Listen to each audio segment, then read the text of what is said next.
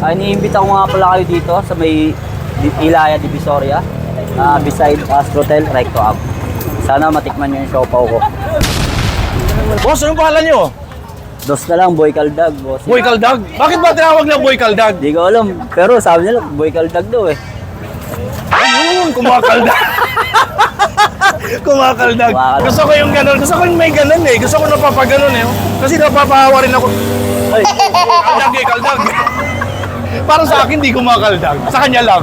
Meron akong titikman dito ngayon na trending na fried siopaw. Kung tawagin, Boy Kaldag. Nasa Divisoria ako, night market. Ito. Oh, matik yan. Magkano fried siopaw? 10 piso lang, boss. 10 piso lang. Ito, 10 piso na fried siopaw ni Boy Kaldag. Bakit Boy Kaldag? Eh, ganito daw kasi. Yun! Bobomba! Ako nga. Parang hindi kumakaldag. Okay, ito guys, oh.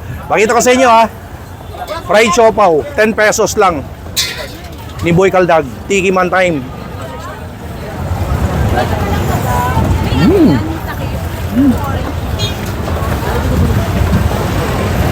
Saan ka nakakita? 10 piso lang, fried siopaw. Dito lang yan, kay Boy Kaldag. Please follow me on TikTok, Instagram, Facebook page, Dongal Level Vlogs for the Travel. And of course, sa kabuuan ng video na ito, panoorin sa aking YouTube channel. Ito yung Facebook page nila.